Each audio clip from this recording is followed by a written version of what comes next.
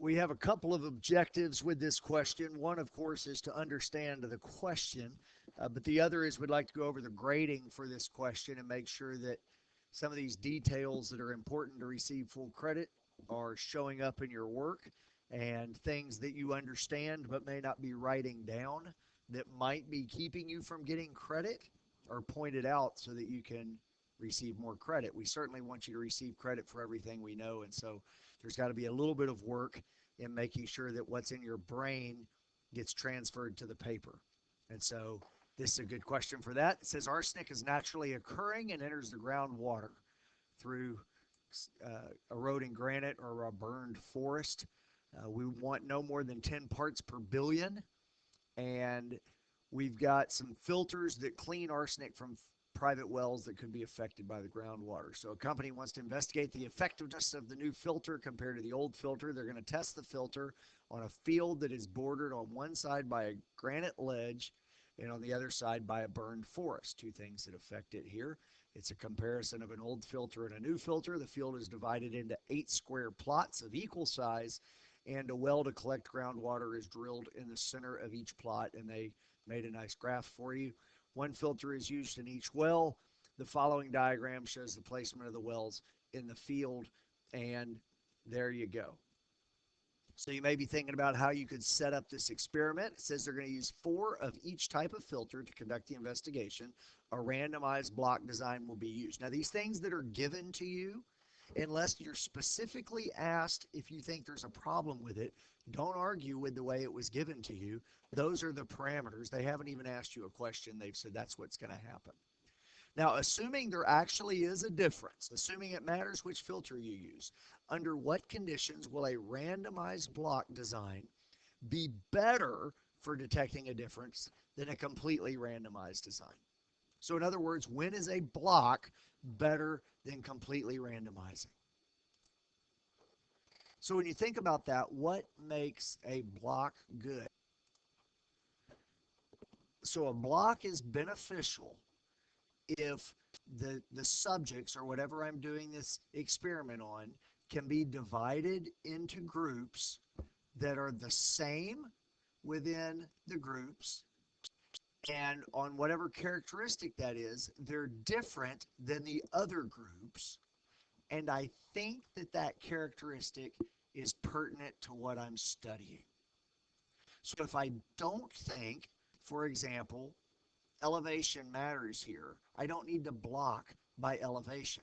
But on the other hand, it does seem to matter that about the proximity between the granite ledge and the burned forest. So a block design is better if I can make blocks that are the same within themselves and different than the other blocks in a characteristic that matters. So here's the way they've written the answer here. A randomized block design is better for detecting a difference between the abilities of the new and old filters to reduce arsenic concentrations when there's at least one feature of the wells that would enable the researchers to create blocks such that each block consists of wells with similar arsenic concentrations. And the average arsenic concentration varies among the blocks. So the two blocks are different than each other, but they're similar within the blocks. This would occur, for example, when well water arsenic concentrations at all 4 wells near the burned forest are higher than those that are near the granite ledge. Now, you may not say that exactly as they've stated it, but we've got these 3 characteristics. So let's look at the grading for this problem. Like other problems we've looked at before, this is graded on an EPI scale, essentially correct, partly correct, or incorrect. And in order to get an essentially correct on this part, you have to satisfy 3 components. You have to say the arsenic concentrations are similar for all wells within the block. You have to say that the concentrations vary substantially from block to block. And you have to do it in context of arsenic levels in wells. Always, on all free response problems, put the answer in context. It's got to be in context. If you did all three of those things, you got an essentially correct. If you did 2 out of 3, you got a partially correct. And if you did not get an E or a P, then you got an I.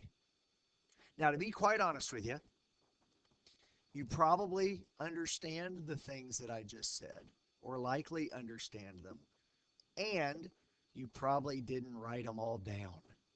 And so one of the things that I found is that I tend to understand a whole lot more than I actually write. And that doesn't necessarily mean that I need to become real wordy with my answer, but a lot of times I'm way too concise with my answer, and I need to go ahead and explain some more of what I know. They have to believe that you understand what you're talking about. Now, part B says identify the wells by using their numbers that are going to be included in each block. And it's probably a good idea to have read all these first, because you might have been tempted to actually do B on part A, and they will grade that accordingly. They're not fools. They can read what you wrote and see what applies where, but they also don't want to guess what applies where. So try to delineate it according to the way the problem is stated here. Identify the wells by number that are included in each block. Well, as we stated in part A, what I want is to divide them into some similar groups. These 4 wells, 1, 2, 3, and 4, are similar because they're all near the granite ledge. Wells 5, 6, 7, and 8 are similar because they're near the burned forest, and so that's how I would block. 1, 2, 3, and 4 are in one block. 5, 6, 7, and 8 are in one block. They're blocked that way because of their proximity to the ledge or the forest, and I think that that proximity is going to affect the arsenic levels found in each well. So let me show you what they wrote for a solution. To take advantage of the differences among wells, well water arsenic concentrations must be similar for wells within each block, but the average concentration should vary among the blocks. So we get a little confused sometimes with this among the blocks. That means block 1 and block 2 should have some variability, but block 1 should be the same or fairly similar throughout block 1. A randomized block experiment with 2 blocks can be conducted by including wells 1, 2, and 3 on the granite ledge side of the field in one block, and including wells 5, 6, 7, and 8 on the burned forest side of the field in the other block. If I said that too fast, of course, pause the video and read it for yourself a couple of times. So here's the grading. It's essentially correct if you include 2 components. The first is that each block contains wells and locations with similar features consistent with the scenario identified in part A. And the second one is each block contains the same number of wells, either 2 or 4. So you could have put them in blocks of 2, and that would be okay, or blocks of 4, but it needs to be in proximity to the burned forest or the granite ledge.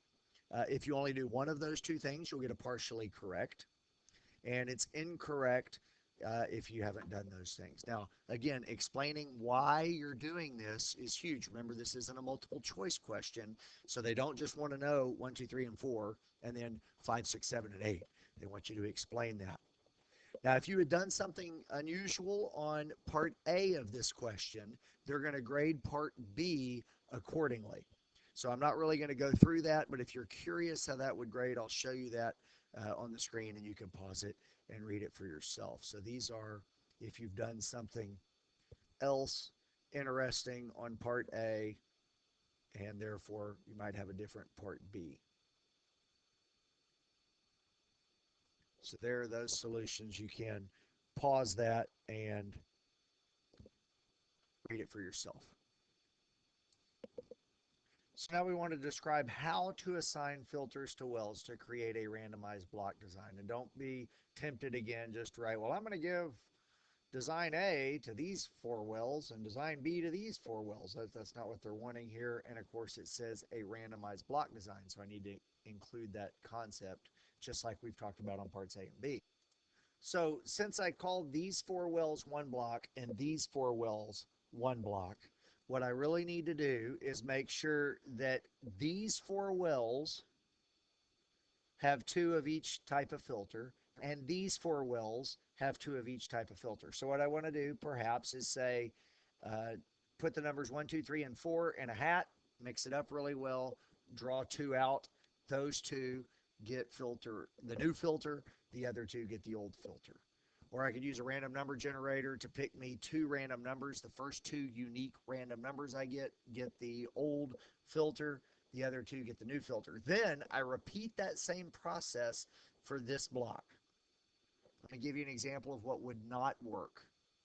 Use a random number generator to find 4 numbers between 1 and 8.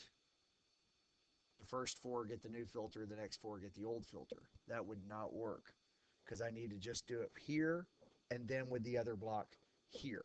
So let me look at the solution with you. Within each block, the new filter should be randomly assigned to the same number of wells as the old filter. So for the blocks identified in B, however you did this in B, you can still get credit in C. This can be accomplished by writing well numbers 1, 2, 3, and 4 on 4 slips of paper, putting the slips in a hat, mixing them up. New filters are on the first 2 slips drawn, old filters for the other 2. Repeat the process with 5, 6, 7, and 8. So how would we grade that? Well, you'll get an essentially correct if there's an indication that the types of filters are randomly assigned, and within each block, each type of filter is assigned to half the wells. And you need to describe how you're going to do that random assignment. So we need to say we're going to randomly assign it and tell how we're going to randomly assign it, such that half of the wells in each block are given one type of filter and the other half are given the other type. If you do all 3 of those things, you get an essentially correct. If you do 2 of those things, you get a partially correct. Otherwise, you get it incorrect. There are a couple of notes here worth going over. First of all, sufficient details must be provided to enable a knowledgeable statistics user to implement the randomized method.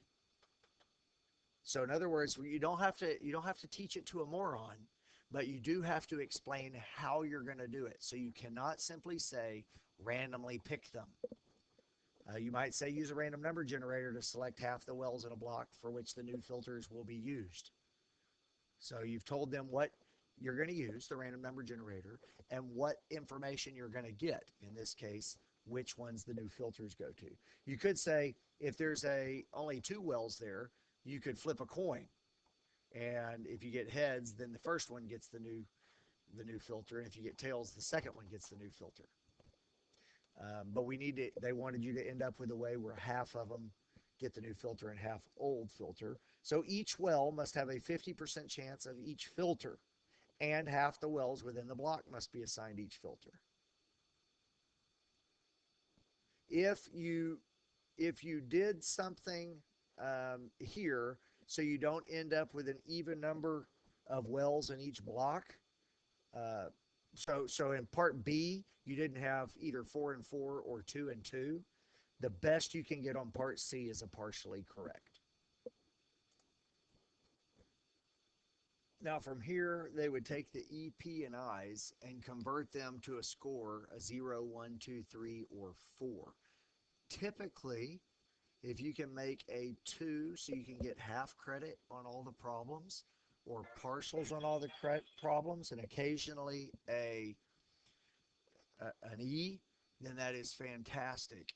We typically have high school standards where you want to end up with essentially corrects on everything, but on the AP test, partially corrects on everything is generally pretty good.